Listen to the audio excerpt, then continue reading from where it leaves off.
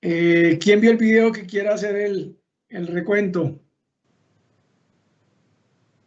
¿Quién se anima? Hoy es 20, ¿qué? 22 de febrero. El video del día de hoy nos cuenta de qué trataba. ¿Lo vio?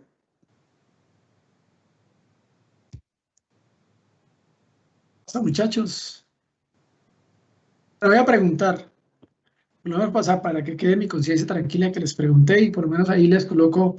No me respondió. Después digan, ay, profe, pero este nunca me preguntó.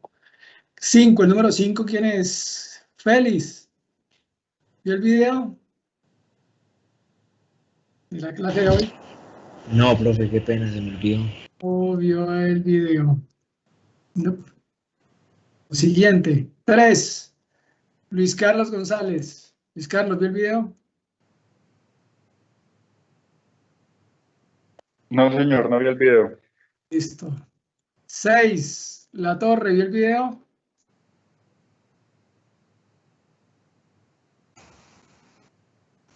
Bien. Pero serio, usted ya ha salido como en 3. No, no más, serio. El Julián, ¿usted lo vio? No, profe, no. Listo. 7. Julián Martínez, ¿lo vio? Sí, señor. Sí, Julián. Uy, Julián, cuéntenos porque a usted le falta nota ahí. ¿De qué trataba el video?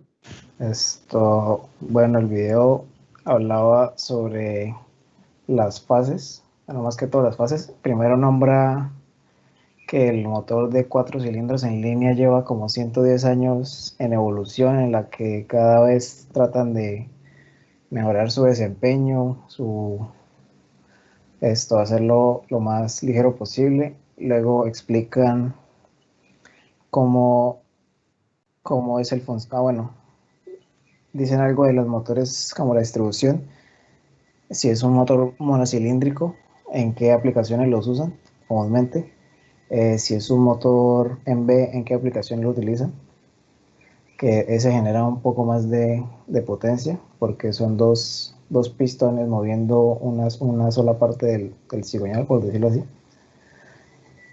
Luego explican como el proceso del intake, explican como cada tiempo del motor, o sea, qué pasa cuando entra la mezcla de aire combustible, que hay una presión adentro de la cámara, otra al exterior y otra para ir al carburador, para que esa mezcla de combustible y aire pueda entrar al pistón, para que no se quede como estancada. Tiene que haber una diferencia de presión. Luego muestran también cómo son las relaciones entre los piñones del cigüeñal y de las válvulas, que las válvulas están en la cabeza del pistón, que por cada vuelta por una vuelta del pistón por una vuelta del eje de las válvulas da 2 vueltas el pistón. Entonces mostraban eso, decían por qué se debían estar los ejes concéntricos, los ejes no los...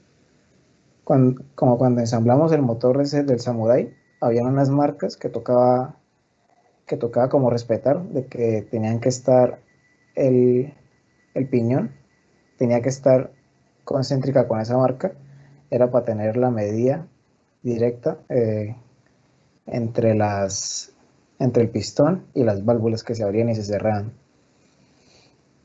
Y luego pues explicaban el proceso de la combustión de la chispa, cuando se comprimía el pistón, que se comprimía porque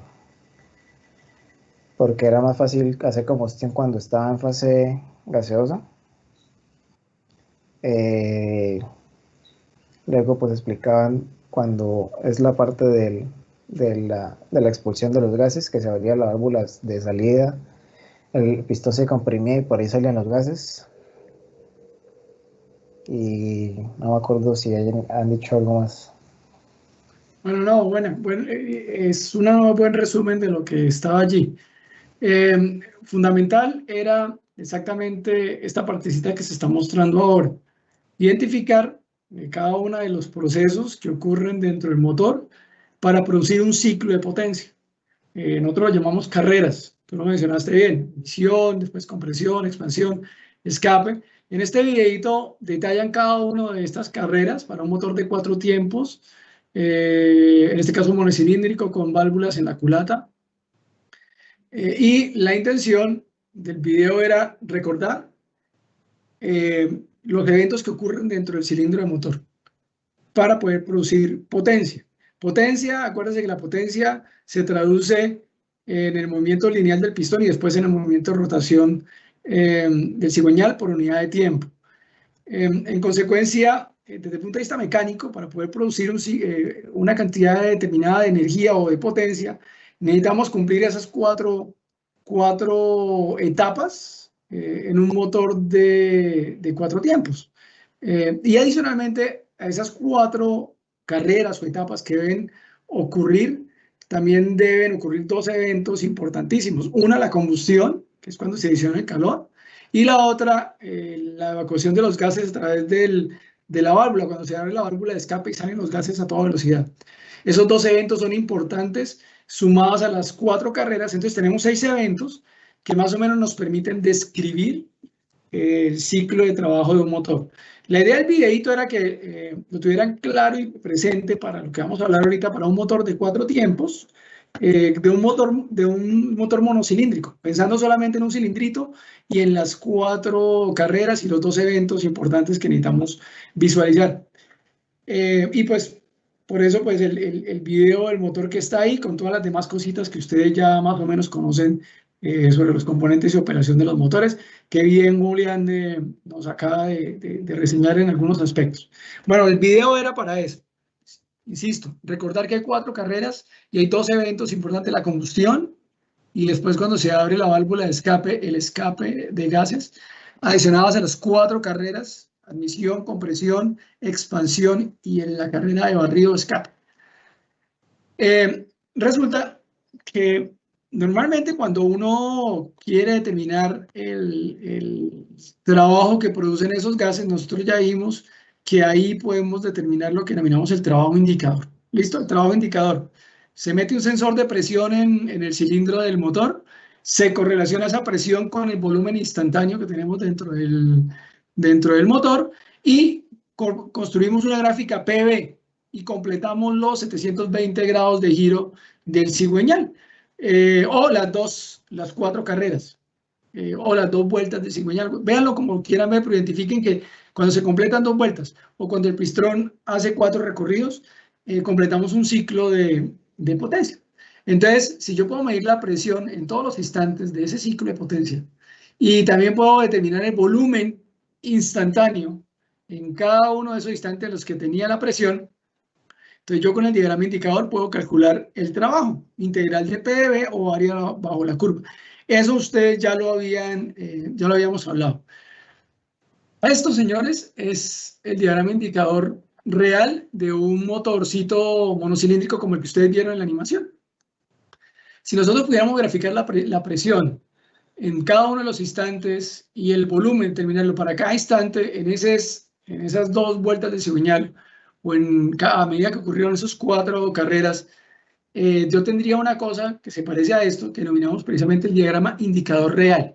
¿Listo? Diagrama indicador real. Con el área bajo la curva, yo puedo calcular entonces, a partir de la integral de PdV, puedo calcular el trabajo neto indicado. Ya eso ustedes lo saben, no hay ningún problema.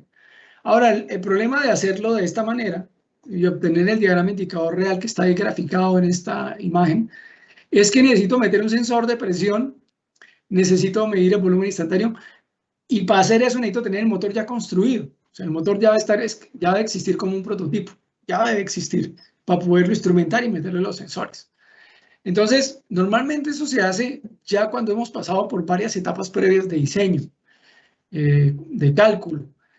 Resulta que uno puede hacer una primera aproximación al trabajo neto que entrega el motor a partir de una cosa que uno denomina ciclos teóricos o ciclos de aire estándar, o por así decirlo, ciclos termodinámicas netamente, sin necesidad de meter instrumentos, sino a partir de información derivada de ecuaciones termodinámicas y de balances de energía.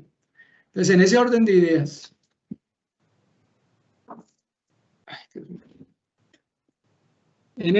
ideas, eso le pasa a una oportunidad adolescente en la casa.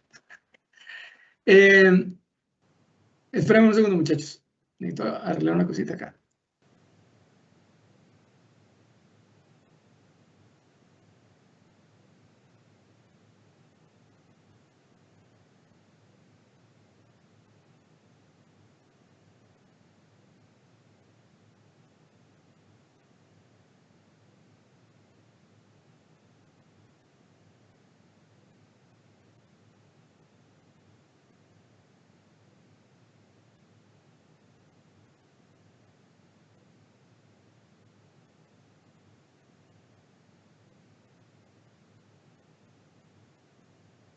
Bueno, ya volví. Qué pena, muchachos. Entonces les decía que uno puede llegar a construir un diagrama muy aproximado a este a partir de correlaciones termodinámicas, no necesariamente a partir de la información real de un prototipo. Y para eso utilizamos termodinámica y balances de energía, fundamentalmente primera ley de la termodinámica, ecuaciones de estado de gases ideales. En fin, es una serie de herramientas matemáticas que nos van a poder permitir calcular la presión, calcular el volumen y la temperatura en cualquier instante durante la operación de un motor en un ciclo de 2 tiempos o de 4 tiempos. A eso lo llamamos ciclo teórico. Ya les había yo mostrado algo, voy a irme acá a la simulación que tengo montada acá. Ya les había mostrado a ustedes algo al respecto cuando vimos cómo operaba este motorcito. Voy a ponerlo ahí a simular. Eso que está haciendo ahorita el software es precisamente construir el diagrama indicador teórico o ciclo teórico de un motor de 4 tiempos. Si ustedes ven, es un motor de 4 tiempos. Ahí están ocurriendo los 4 eventos importantes que llamamos carreras. Y adicionalmente aparece un momento en el que ocurre la combustión. Ahorita va a venir, aquí va a ocurrir la combustión, aparece la chispa combustión. Y después cuando se abre la válvula instantáneamente y salen los gases, lo que llamamos blowdown o inicio de escape o caída de presión a volumen constante. Esos eventos que ustedes ven acá están reflejados en estos procesos que están siendo simulados en esta gráfica. Importante, ahorita vamos a ver que los ciclos teóricos tienen varias simplificaciones, por eso se llaman teóricos, porque pues no corresponden a la realidad de los motores, sino una aproximación matemática que nos permite obtener resultados relativamente cercanos a la realidad. Pero obviamente tenemos que entender cuáles son las simplificaciones para también entender después cómo analizar los resultados. Entonces, el propósito de esta semana es ver los ciclos teóricos, primero para el motor de 4 tiempos, descendido por chispa. Después vamos a ver en la siguiente semana motores diésel, motores semidiésel y motores de 2 tiempos. Estas 2 semanitas nos vamos a dedicar a analizar toda la matemática, toda la parte formal de los ciclos, y en el laboratorio, que viene después del primer parcial, vamos a hacer un laboratorio de simulación usando estas herramientas. Entonces, lo primero que tienen que tener claro es que esto que ustedes ven acá, estas líneas, son todos procesos termodinámicos. Y como son procesos termodinámicos, nosotros les podemos colocar un apellido. Por ejemplo, estos procesos que están aquí, que ustedes ven aquí, que parece una línea vertical, y aquí este otro que parece otra línea vertical, nosotros lo llamamos procesos a volumen constante. Hay 2 situaciones, hay 2 eventos que ocurren a volumen constante. Este primero, que va a simular la combustión, y este segundo que va a simular el blowdown o la salida de los gases cuando se abre la válvula de escape a alta velocidad. ¿Ven aquí 2 líneas horizontales? Esta línea horizontal, estas 2 que están precisamente aquí abajo, corresponden al escape, ahí está pasando el escape, y la admisión a presión constante. Y aquí ocurren 2 fenómenos adicionales. Esta es la compresión, la que ocurrió ahí, y ahora aquí nuevamente, cuando vuelva a pasar el cursor, por esta línea curva, aquí bajando, Esa es la expansión. Y los vamos a simular también con dos procesos teóricos que se llaman isentrópicos. ¿Listo? Entonces, cuando hablamos del ciclo de 4 tiempos, nosotros vamos a considerar que ese ciclo se compone de 6 procesos, perdón. 2 procesos a presión constantes, que es la admisión y el escape. 2 procesos a volumen constante, que es la adición de calor, aquí precisamente en esta zona, acá, adición de calor acá, a volumen constante. Y aquí, esta otra zona, donde tengo el cursor, rechazo de calor o blowdown, como lo quieran llamar, rechazo de calor, porque es cuando se abre la válvula y los gases salen a altísima velocidad por la válvula y la presión cae súbitamente. Este también es a volumen constante. Y estos dos, compresión y expansión, que simulan precisamente la carrera de compresión y la carrera de expansión del cilindro del motor, los vamos a considerar 2 procesos isentrópicos. Bueno, ya vamos a entrar en detallitos sobre qué es cada cosa. Y precisamente pues para eso es que tenemos nuestra uy, no, esto no es, perdón.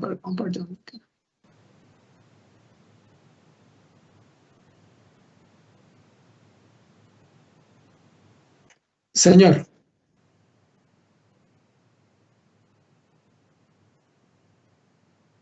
Sí, ya vamos a verlo aquí. Voy a borrar toda esta cosa. Esto era del semestre pasado y no le hice la borrada correspondiente, pero bueno, no importa. Entonces, si volvemos a la imagen, voy a buscar por aquí una más sencilla. Esta imagen es la imagen que representa lo que más o menos está ocurriendo acá. Obviamente aquí tenemos una imagen logarítmica, en la otra no. Después le explico por qué esta escala está logarítmica. Lo vamos a hacer en el laboratorio, de hecho. Lo vamos a hacer nosotros mismos en el laboratorio. Pero aquí, por ejemplo, vemos de 1 a 2, lo que denominamos compresión, es un proceso que nosotros llamamos isentrópico. Voy a colocar de una vez aquí los apelliditos para que ustedes los vayan asimilando. Isentrópico, esto es un proceso isentrópico.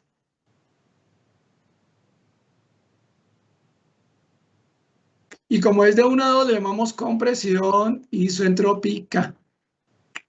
¿Listo? Después de 2 a 3, esto lo llamamos, en la realidad del motor, eso ocurre en la combustión, pero aquí lo llamamos adición de calor a volumen constante.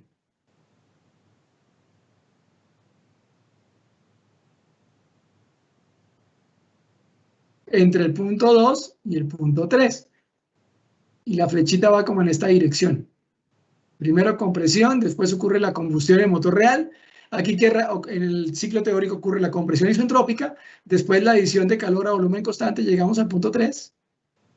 Después ocurre en el motor real ocurre la expansión y en el ciclo teórico lo llamamos expansión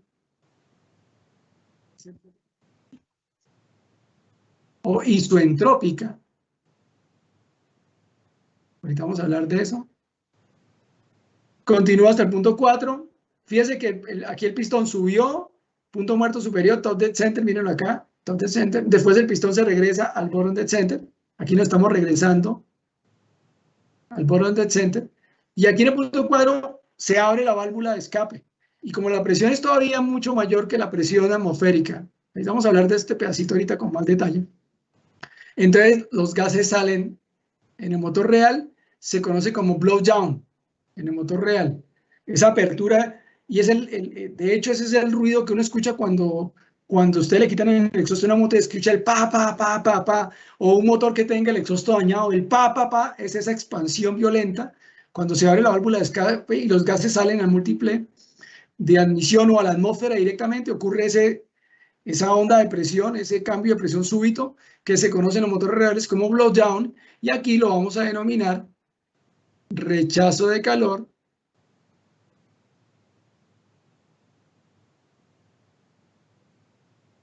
a volumen, también volumen constante. Entonces, miren, resumen, hay 2 procesos a volumen constante, el rechazo de calor y la adición de calor. Hay 2 procesos isentrópicos, la compresión y la expansión. Y aquí abajito, si ustedes ven aquí, dijeron admisión y escape. Intake and exhaust. ¿Qué ocurre en la presión constante? Miren, la presión no cambia desde el punto 4, 5, 5, 6 y después vuelve de 6 a 1. Ahí están montando las 2 curvas de presión sobre una misma línea. Eso es una simplificación que hacen muchos libros, sobre todo teóricos, y es que cuando la mariposa está totalmente abierta, wide open throttle, la presión de admisión es aproximadamente igual a la presión de escape en los motores reales. Entonces, cuando eso ocurre, el escape ocurre de 1 a 6, viene en la flechita en esta dirección, el pistón va subiendo, empujando los gases, lo que estaba en el video precisamente que tienen que revisar hoy. Cuando llegue al punto 6, se abre la válvula de admisión y se regresa el pistón hacia el punto muerto inferior y ocurre la admisión. Cuando la presión de admisión es prácticamente igual a la presión de escape, entonces ustedes ven las dos líneas superpuestas. En la simulación que les acabo de mostrar acá, nosotros suponemos que la presión de escape, que es la de aquí, mire esta línea que ocurre ahí, la de arriba, es mayor que la presión de admisión, y normalmente la presión atmosférica está en un punto intermedio entre los dos. Si ustedes ven aquí 100 kilopascales, está como por aquí por la mitad. O sea que ahí estamos analizando la presión de escape mayor a 100 kilopascales y la presión menor a 100 kilopascales, o sea, presión negativa. ¿Qué es lo que ocurre realmente en el motor? Entonces, cuando ustedes ven esta barriguita en la parte baja del diagrama teórico, entonces este es de un motor con partial load, no sé si se acuerdan, o estrangulado, cuando la mariposa no está totalmente abierta. Y cuando lo ven de esta manera, como está en la guía, que están superpuestas una encima de otra, entonces decimos que ahí se tomó la aproximación de la mariposa totalmente abierta. Entonces no se ven diferencias significativas entre la admisión y el escape, entre la presión de admisión y la presión de escape. Bueno, eso lo vamos a aprender a hacer precisamente cuando analicemos los ciclos. La verdad, si yo tengo la información real del motor que yo quiero modelar, recuerden, esta es una herramienta matemática. Lo que ustedes están viendo acá es el resultado de modelar matemáticamente con ecuaciones de gas ideal. Pero si yo conozco bien la presión de admisión y la presión de escape, pues yo en lugar de asumir que son iguales, puedo asignar el valor real al ciclo para que se parezca más a la realidad. Ya vamos a hablar de eso precisamente. ¿Cuáles son las diferencias que existen entre este diagrama teórico, el que están viendo acá, y el diagrama real, que es el que uno vería precisamente aquí, este que les acabo de mostrar, y que aquí se ven superpuestos los dos? Entonces, esta es una grafiquita que precisamente permite ver la diferencia que ocurre entre un diagrama real de un motor comparado con su diagrama teórico. ¿Cuál creen que es el diagrama real ahí? De acuerdo a lo que les acabo de mencionar anteriormente. ¿El de fondo blanco o el que trae colores? ¿Cuál sería el diagrama real? El que yo mediría si meto un sensor dentro del cilindro del motor. ¿Cuál sería el real? ¿Cuál sería el teórico?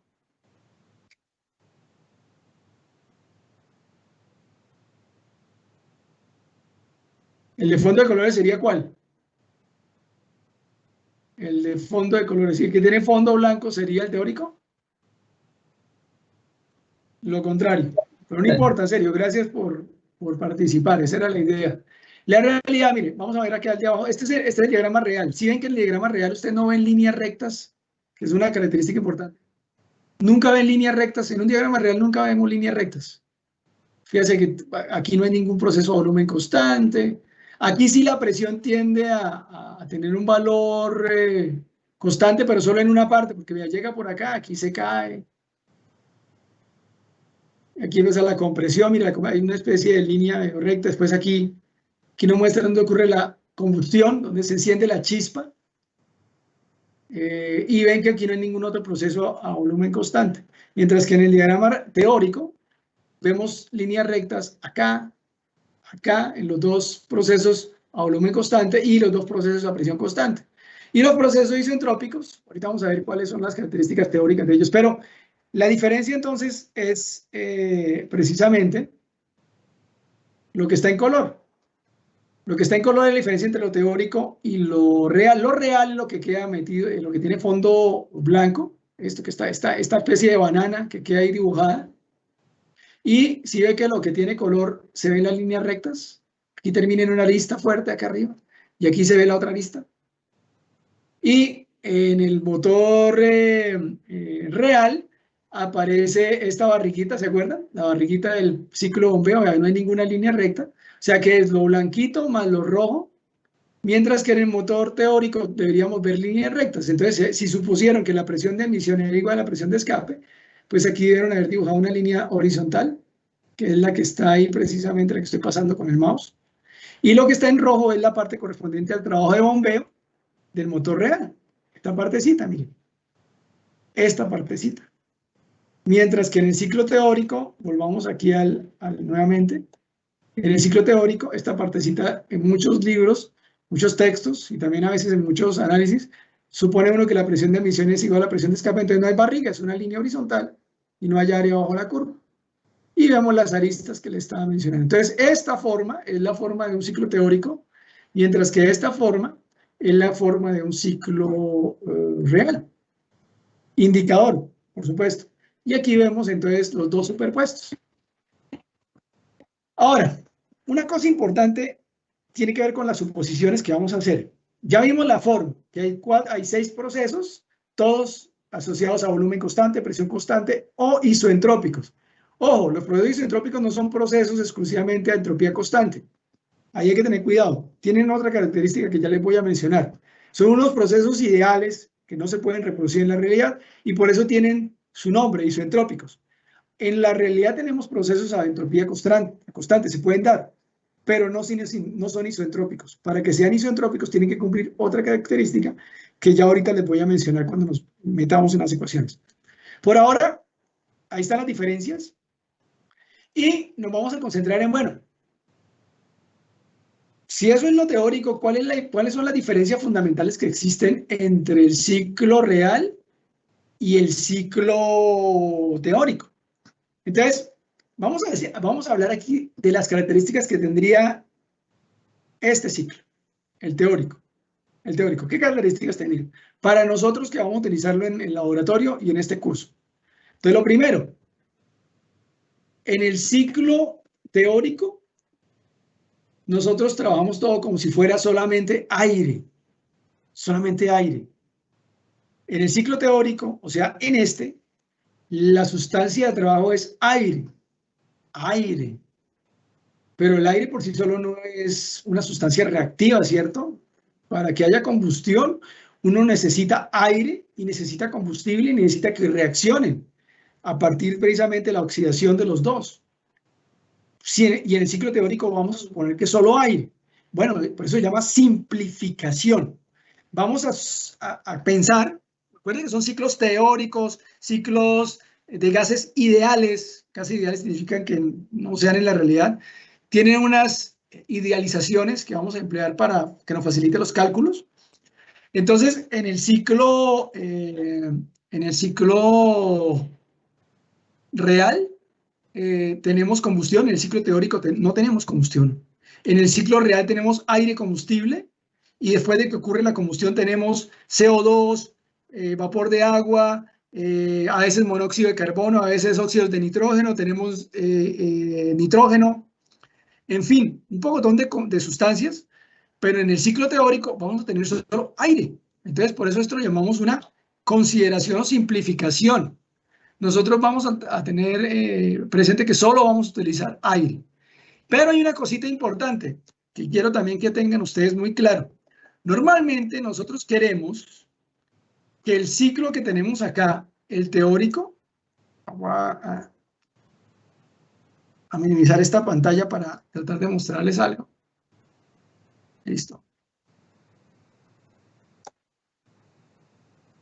Voy a ver si me deja, no me deja, con el comando no me deja. Quiero mostrarles algo para que hagan el paralelo. Aquí el paralelo lo hacemos con la simulación.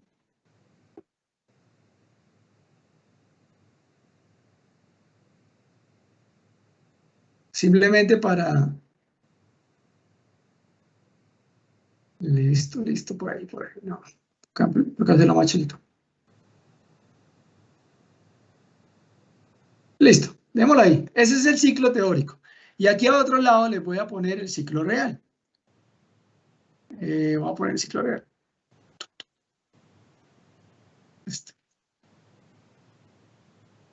Este es el ciclo real. Por ahí, este lo cerramos.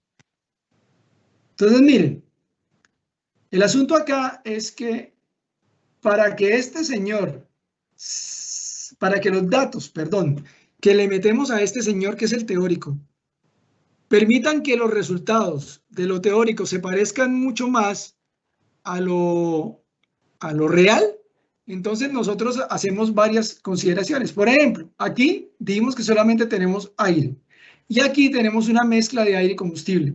La manera en que hacemos que esto se parezca a lo del otro lado, nosotros decimos que la masa de combustible más la masa de aire utilizado en un ciclo son de revoluciones, acuérdense, el combustible que se empleó para generar el ciclo de potencia, o sea, lo que ocurrió en 2 revoluciones del motor, para que se parezca al de este lado, entonces nosotros decimos que la masa de aire más la masa de combustible la vamos a hacer exactamente igual a una cosa que en las ecuaciones la vamos a llamar masa de mezcla.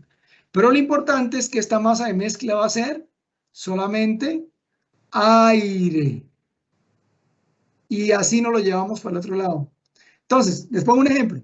Si la relación aire-combustible de la gasolina es 15:1, entonces supongamos que tenemos 15 gramos de aire, supongamos, para que hagan el ejercicio, y tengo 1 gramo de combustible, porque la relación aire-combustible más o menos estequiométrica de la gasolina es 15:1. Entonces, el total, la sumatoria de esas 2 masas es 16 gramos. En el motor real, la suma de las masas, kilogramos, así no se puede mezclar. Simplemente tengo 1 gramo de combustible más 15 gramos de aire, la sumatoria de todas las masas que tendría dentro del cilindro por ciclo son 16 gramos.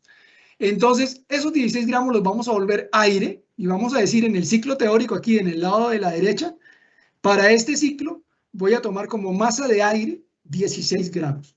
Entonces, esa es la manera que hacemos que lo de la izquierda se parezca a lo de la derecha. Entonces, a eso que metemos en este ciclo es solo ahí, lo vamos a llamar masa de mezcla y va a ser exactamente igual a la suma de la masa de aire más masa real que tendríamos en el ciclo real que queremos modelar. ¿Por qué modelar? Si no saben ustedes de dónde viene la palabra modelar, significa utilizar ecuaciones o herramientas matemáticas para reflejar la realidad, para obtener resultados que me permitan simular o predecir lo que ocurre en la realidad.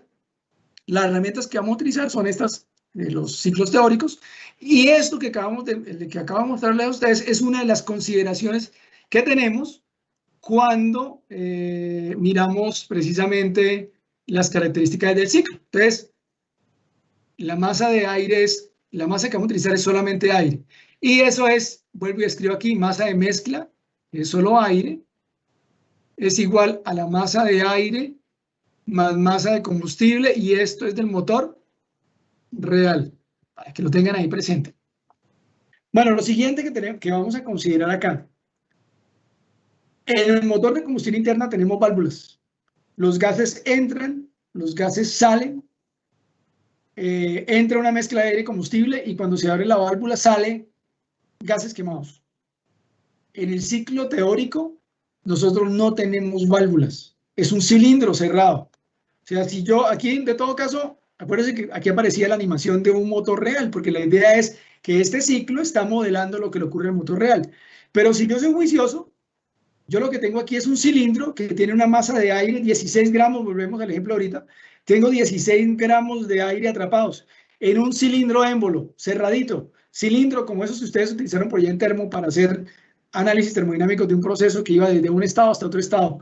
Había un aire atrapado dentro de un cilindro y el pistón se movía de un lado a otro. En nuestro modelo teórico, eso es lo que está ocurriendo a la derecha. Eso que está ocurriendo ahí es lo que le ocurre al aire que queda atrapado en un cilindro que tiene un émbolo que puede aumentar y disminuir el volumen dentro de ese cilindro. Entonces no hay válvulas.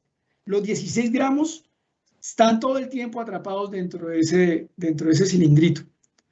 Y esa es la consideración que llamamos ahí, es un ciclo cerrado.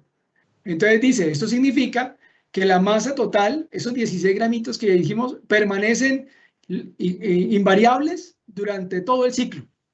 Entonces nunca va a haber entrada, mejor dicho, vamos a tener un sistema cerrado, no un sistema abierto. Termodinámicamente hablando, un sistema abierto intercambia masa, energía con sus alrededores. Un sistema cerrado solo intercambia energía.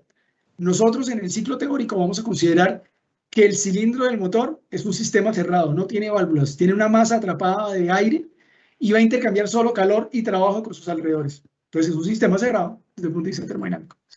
Es una idealización, ténganlo en cuenta para que no nos equivoquemos. Dice, la energía liberada por la combustión en el motor real es tratada como una adición de calor. Volvemos acá. En el motor real, a volver a colocar esta otra, en el motor real,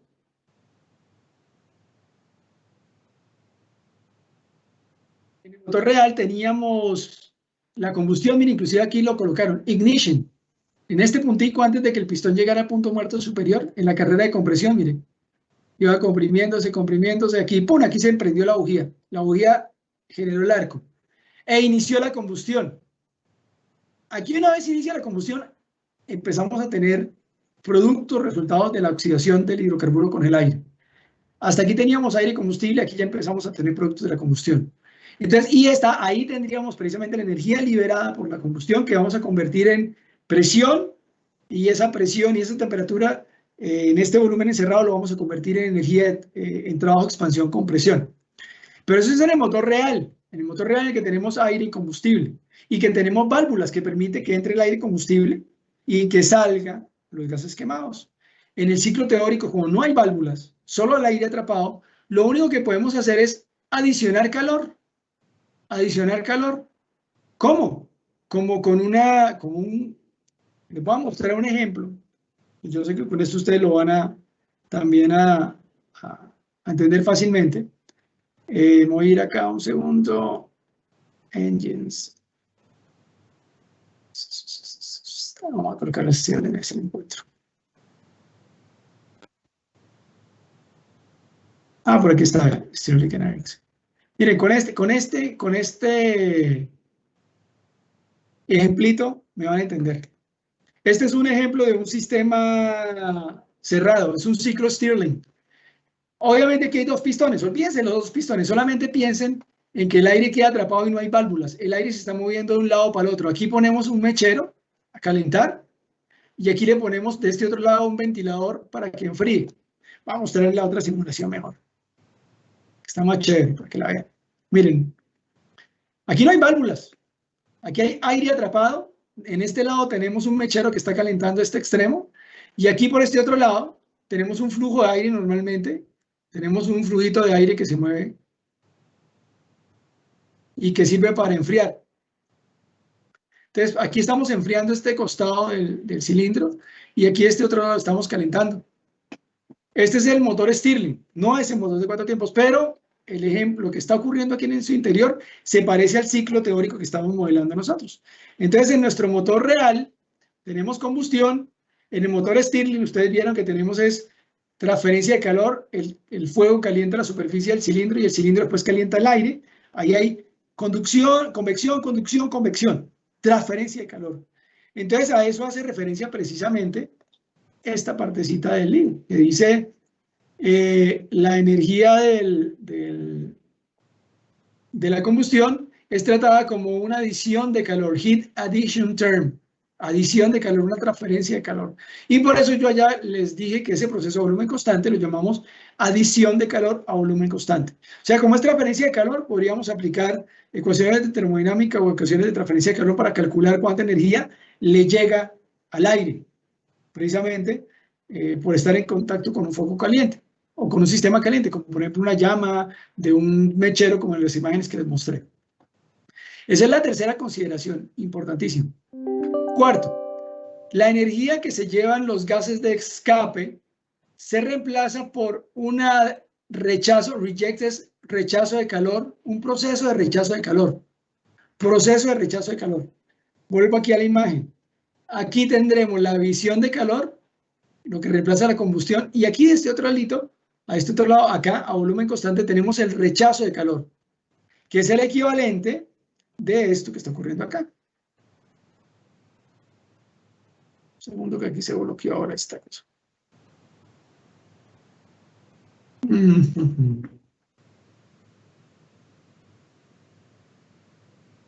Aquí este. Lo que ocurriría a este lado del cilindro, flujo de aire, o lo que puse aquí en la otra imagen. Aquí ocurriría ese enfriamiento que ocurre aquí, lo llamamos rechazo de calor y lo vamos a suponer a volumen constante. La adición de calor, que vendría aquí como con color rojo, calor que entra, lo llamamos adición de calor. Adición de calor. Y el calor que se lleva el aire, lo llamamos rechazo de calor.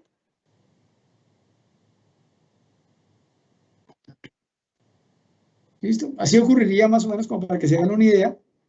Desde el punto de vista de lo que queremos modelar, aquí tendríamos adición de calor, aquí, este punto de adición de calor, una flecha entrando el calor aquí a volumen constante, y aquí tendríamos a volumen constante una flecha saliendo indicando que estamos transfiriendo calor a los alrededores. Bueno, ahí irían los dos procesos a volumen constante, ya acabamos de, este sería para el proceso de adición de calor a volumen constante, 4 para el proceso de rechazo de calor a volumen constante. Ya van los dos procesitos teóricos. Dice, el proceso de admisión y escape se asume que ocurre a presión constante y esta presión es normalmente igual a la atmosférica. Asumimos que son iguales a la atmosférica, pero vuelvo e insisto, lo hacemos cuando no tenemos información sobre las presiones en el múltiple de admisión, en el múltiple de escape, o cuando estamos trabajando con la mariposa totalmente abierta. Así podemos hacer la suposición. Este, por ejemplo, da cuenta de los dos procesos a presión constante. ¿Cuáles? Ya les muestro. Acá, mire, precisamente. Aquí tengo en esta simulación sí aparecen los dos procesos. Rechazo ahí y rechazo no, escape y admisión. Vuelve, ya un momento. Escape a presión constante, admisión a presión constante. Entonces esos dos procesitos los simulamos a presión constante. Cuando la presión suponemos que es la misma, entonces ocurren uno sobre el otro y veríamos una línea horizontal. Pero ahí a eso hace referencia que la admisión y el escape se asumen a presión constante. Entonces ya llevamos otros dos procesos, dos a volumen constantes, y acabamos de dar las indicaciones para los dos procesos que ocurren a presión constante. Dice, la compresión y la expansión, las carreras de compresión y expansión, se aproximan como procesos isoentrópicos o isentrópicos, también se puede decir. Esto significa que son reversibles y adiabáticos. O sea, cuando hablamos de entropía igual a cero, no estamos hablando de un proceso isentrópico. Cuando hablamos de un proceso isentrópico es que es adiabático y reversible. Como consecuencia de que un proceso sea adiabático, no hay transferencia de calor, irreversible, que no deje huellas de incremento de energía, de incremento de entropía en el universo, es un proceso que cumple con esta condición y esta condición, lo llamamos isentrópico. Ahora es un proceso totalmente ideal, pero es un proceso que tiene unas ecuaciones facilitas de manejar y por eso lo usamos acá. Entonces, nos metemos con un proceso totalmente hipotético por la facilidad para manejar las ecuaciones termodinámicas, que ya vamos a ver cuáles son. Y aquí acabamos de sumar entonces los otros dos. Dos procesos a volumen constante, dos procesos a presión constante. Ahora acabamos de adicionar dos procesos isentrópicos, que significa que son adiabáticos y reversibles. No dos procesos de entropía constante, insisto en eso para que no le embarre. Dice, dice, para motores de spark ignition, la combustión se idealiza como un proceso a volumen constante, que es lo que vemos acá. La adición, este proceso de acá, de este puntico a este punto, que normalmente es de 2 a 3, esta línea vertical acá, normalmente es vertical para los motores de spark ignition, pero si pasamos a un motor diésel, que lo tengo acá, precisamente, nos vamos para el motor diésel. Tengo que, segundo.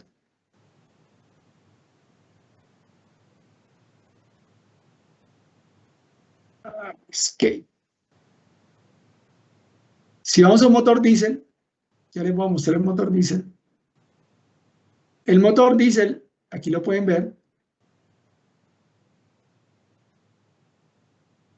tiene todos los procesos igualitos al motor Otto, que es el de spark ignition, pero miren que aquí hay una línea horizontal. La adición del motor diésel lo suponemos a volumen constante, mientras que el motor a gasolina, o spark ignition, lo suponemos a volumen constante. Miren, acá está, este procesito. Aunque esas diferencias las vamos a ver de manera más clara precisamente cuando estemos hablando de los otros ciclos, no solamente el ciclo Otto, sino el diésel, semidiesel y los de 2 tiempos. Y otro más que vamos a ver que es el ciclo Atkinson, que lo están utilizando ahora los motores más actualizados. Bueno, ahí no hay ninguna otra, esto era para aclarar. Y el blowdown, que es la apertura de la válvula de escape, lo suponemos a un proceso a volumen constante. Entonces, estas son las suposiciones y eso es lo que está reflejado acá en esta grafiquita. Ahí está todo resumido en esta gráfica. 6 procesos que todos son teóricos. Ahora vamos a ver precisamente,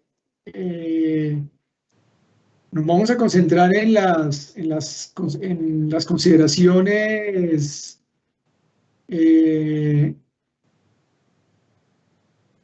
consideraciones matemáticas del ciclo, para que ustedes también lo tengan presente. Segundo, voy a tratar de para editar la lista. P volumen. Listo, démoslo ahí por si acaso lo necesito ahorita. Bueno, ¿hasta ahí alguna inquietud? De todas maneras, ustedes saben que todo esto está ya en la guía que pueden descargar de su curso de Moodle. Todo esto es descargable. Bueno, ya ahí hablamos de lo que representa el ciclo de aire teórico. Ahora, vamos a hablar de las herramientas matemáticas que vamos a utilizar. Como dijimos que era aire y es solamente aire, la otra condición es que ese aire que vamos a tener en el cilindro para nuestros análisis es gas ideal. Importantísimo, es aire-gas ideal. Y como consecuencia de ello, ustedes pueden utilizar cualquier ecuación de estado de la que tienen acá.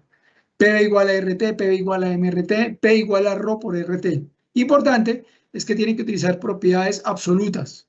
Temperatura en Kelvin, presión en kilopascales o pascales y el volumen en metros cúbicos para que sea coherente y sea correspondiente. Clave de la temperatura. Nunca pueden meter una ecuación de estado de gas ideal, no pueden meter la temperatura en Celsius. La ecuación de estado de gas ideal utilizan, como son correlaciones termodinámicas, utilizan directamente la temperatura en Kelvin. Entonces, para que lo tengan presentico cuando hagan sus cálculos. 2 ecuaciones que son muy importantes para nosotros. Tiene que ver con la definición del cambio de entalpía y cambio de energía interna, o la variación diferencial de la entalpía, o el DH o el DU, que nosotros lo definimos a partir de 2 cantidades que son propiedades termodinámicas, la capacidad térmica específica a presión constante, Cp, y la capacidad térmica específica a volumen constante. Esto, pues, fundamentalmente, es derivado de la primera ley de la termodinámica para estos procesos, a presión constante y a volumen constante. Otra cosita que no sé si ustedes se acuerden es que dH es igual a du más P por dB, que es una correlación termodinámica que nos permite definir qué es la entalpía de un sistema. dH igual a du más PdB es exactamente igual a dH igual a Cp por dt. Y esta du, en cambio, energía interna, Cv por dt. Eso ya es, ustedes podrían escribir entonces, dH es igual a Cv por dt más P por dB. Estas son las que nosotros llamamos ecuaciones o correlaciones termodinámicas o funciones termodinámicas. Cualquiera de esas la pueden utilizar. Este es un recorderis de termos, simplemente. Bueno, hablo ahí de todas maneras. Vamos a hablar ahora sí específicamente de los procesos que nos interesan, antes de que nos acabe el tiempo para dar esto y terminar en la clase siguiente. Normalmente uno habla de un proceso a presión constante, uno dice P igual constante. Cuando hablamos de termo, proceso en termodinámica. Un proceso a volumen constante dice un proceso en la que P igual constante. Si la temperatura está igual, temperatura permanece constante, uno dice T igual constante. Cuando uno tiene un proceso isentrópico, lo que uno dice es PV a la K igual constante. Bueno, esta puede ser B específica o B total. Para un proceso isentrópico nosotros decimos PV a la K igual constante. El producto de la presión por el volumen instantáneo en cualquier momento elevado a la K es la relación de capacidades térmicas específicas. K es igual a Cp sobre Cv. ¿Listo? Cuando el proceso es isentrópico se cumple esta correlación. Cuando el proceso es a presión constante, entonces esto es un proceso a presión constante, ¿cómo lo llamamos? ¿Iso qué? ¿Iso qué? Isobárico. Isobárico, correcto. A volumen constante. Isocórico. Isocórico, isométrico, correcto. Isocórico también sirve. Y a temperatura constante. Isotérmico. Isotérmico. Entonces, en nuestro proceso de gases ideales tenemos estos tres procesitos. 2 procesos isométricos o isocóricos, 2 procesos isobáricos y 2 procesos isentrópicos. Para el ciclo Otto, insisto en que es para el ciclo Otto. Para el ciclo diésel vamos a tener 3 isobáricos, 2 isentrópicos, por ejemplo. Para el proceso semidiesel vamos a tener 3 isobáricos, 2 isométricos y 2 isentrópicos. Y lo importante es que siempre que hablamos de esos procesos en termodinámica, al frente lo caracterizamos con estas ecuacioncitas. T igual constante, B igual constante, P igual constante, pero cuando es isentrópico, o sea que es adiabático irreversible, no decimos S igual constante. No, señor, decimos es PV a la K igual constante. Esta es la característica de un proceso isentrópico y es la razón por la cual lo utilizamos para modelar más o menos la compresión y la expansión. Ahora, ya para terminar, despedirme, les voy a mostrar en el diagramita, Fíjense que la idea de esta gráfica es mostrar más o menos las diferencias y similitudes de los procesos.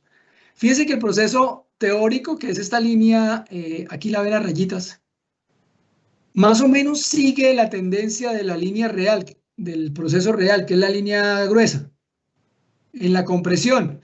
Y lo mismo ocurre en la expansión. Bueno, en la expansión nos descachamos un poquito más, pero mire la tendencia de la línea trazos, la que está arriba, con respecto a la línea continua, que es la que está abajo. La tendencia es más o menos la misma.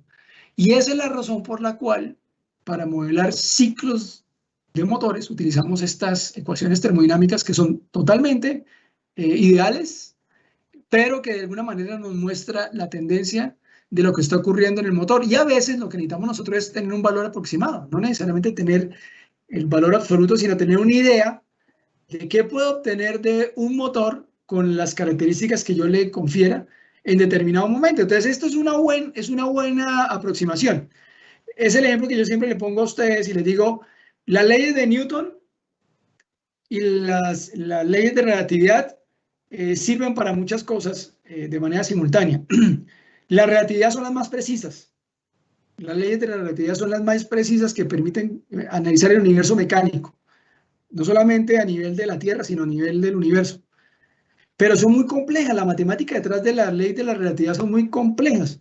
Resulta que las leyes de Newton son súper fáciles. Son unas correlaciones sencillitas que dependen de ciertos parámetros físicos que todos conocemos.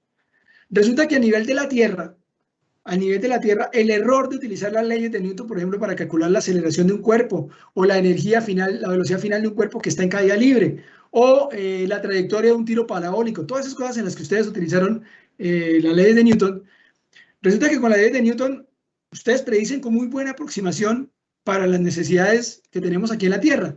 Si usted quisiera precisión, utilizaría las leyes de la relatividad, pero las leyes de relatividad son muy complejas. Entonces, ¿para qué complicarse uno con leyes de relatividad que son muy complejas si están las leyes de Newton que son súper fáciles y dan buenos resultados? Lo mismo ocurre aquí, lo que están viendo en la pantalla. La realidad, modelar la realidad con ecuaciones es supremamente difícil. Realmente lo podemos hacer con ayuda de computador únicamente. Para poder hacernos una idea de lo que le va a ocurrir al motor, pues utilizamos estas leyes teóricas que, pues, si bien no son muy precisas, sí nos dan una buena idea de lo que puede ocurrir, así no sean exactas. Entonces, es el paralelo entre los ciclos teóricos y reales con las leyes de Newton y las leyes de la relatividad en física. Bueno, dejamos ahí, continuamos el próximo jueves. Mañana los estoy esperando para resolverles dudas del proceso de dibujar en Excel. Los que ya estén avanzando y terminando no hay problema, pues si no quieren no se conecten, pero los espero de pronto para tomar la listica al menos y ver cómo van. Porque realmente esta práctica de laboratorio no tiene mayores complicaciones. Simplemente, como les dije, pasar Excel, pero tienen que hacerlo. Si no lo hacen, no me pueden preguntar, profe, aquí me pasó esto, ¿qué será lo que está ocurriendo? Entonces, para que aprovechen las 2 horas de trabajo. Si no han empezado, mañana trabajenlas juicioso, las 2 horas de laboratorio. Y las otras 2 de la semana entrante para que terminen y ya entreguen el informe, pues para bajar ahí, pues. Bueno, muchachos, no es más, los dejo entonces. Ahorita tengo hora de consulta. Si tienen alguna inquietud con respecto al laboratorio o algo de lo que ya hemos visto, pues se pueden conectar, ya está programada ahí en el calendario. ¿Listo, muchachos? Listo, bro. Listo, Listo. a ustedes, les agradezco Gracias. mucho. Feliz tarde, mucho juicio. Hasta luego. Chao, chao.